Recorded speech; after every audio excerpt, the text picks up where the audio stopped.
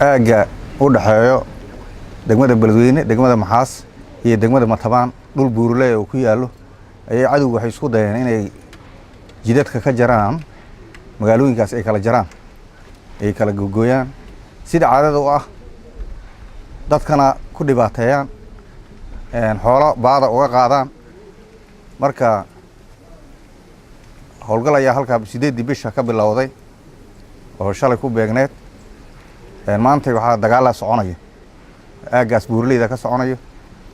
ilaa haddana waxa laga wareegay tuulooyin dhowr ah sida Indhacaad, Ceelow, Afridood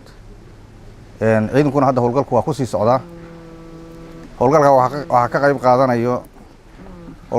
qayb qaadanayo ciidan SNA gobolkan degan iyo Amisom Sector 4 ayaa si wada jir uga qayb qaadanayo waa howlgal muhiim ah oo loogu talagalay dhammaan dhulkaas hadda aan sheegay iyo guud ahaan gobolkan iyo guud ahaan Soomaaliya in looga saaro cadawga waa sidoo u bilowday wax weyn oo hadda ciidamada hor istaagi karana anagu maanan arag laakiin wax tuugaha oo burcado meel buuraha ka soo tuurtoorayo habado waanu aragnay ciidankeenu wax khasaare ma gaarin howlgaladaasna ilaa hadda guul ay ku socdaan way dhacdaa in loo qorsheeyo in howlgalka baracayiman inta la tago oo lagu dhufto marka laga soo noqdo qorshahaas ayaa saas ah laakiin hadda howlgalkani qorshihiisu wuxuu yahay in laga saaro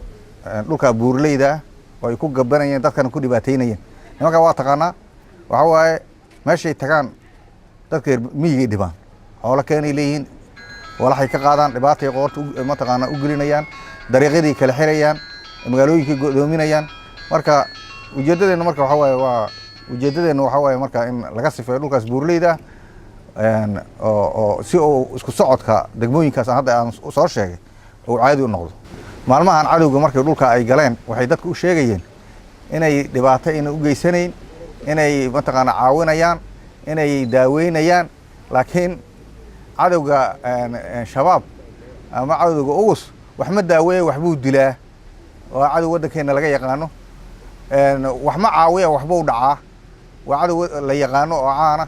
marka dadweynaha waxaan gaarsiinayaa nimankaas dhibaatadooda inay ma taqaanaa gees iska mariyaan oo ay kaalmeeyaan ciidanka xoogga dalka Soomaaliya xagga furmishanada ha ahaato xagga ma taqaanaa garabsiinta ha ahaato xagga anka taageerada taakuleynta ha ahaato inay ma taqaanaa biyaha iyo caanaha ka daba qaadaan ciidanka hadda isgarabsanayo Amisom iyo ciidanka Soomaalida ayaa wax kaalmeeyo shabaab haba ma kaalmeeyaan sababtoo ah dhulkaas markii cadawga laga saaro hay'adaha samafala galayo maamulka Hirshabelle maamulka gobolka tagayo caawimaad baa loo fidinayaa laakiin ayaga dhibaatay dadka qorta u geliyaan laakiin dawladdu waxbay caawisaa marka waxaan soo jeedinayaa in ciidamada garab u noqdaan sidii Indhacaad oo kale oo ma taqaanaa way imaajireen oo elgaal 10 kilomitir u jirto meesha Ceelow maquuf meesha la yiraahdo garbo ay ka bilaabato saldhigii kulaan waa ka saarnay Afridood waa ka saarnay haddana ciidanku waa sii socdaa howlgalka oo ku sii wajahanaya dhammaan dhulkii ku jiraan oo dhan howlgalkuna wajahadan kaliya ma waa howlgal ma taqaanaa Maxaas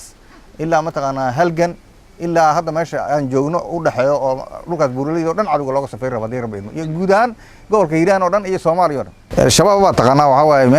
meesha amniga ay qalqal ka sameeyaan si lacag u helaan dhulkii hore waa dadkii waxay ka qaadanay waa ka soo dhameeyeen dadkii dhulkii hore ay ugu haysteen oo ma taqaanaa ay hore u haysteen dadkii waxay dhamay way ka qaateen marka dhul cusub oo waxay rabaan cusub oo ay haddana xoolo ka dhacaan sababtaas u soo galeen meesha laakiin ma sii joogi doonaan hadii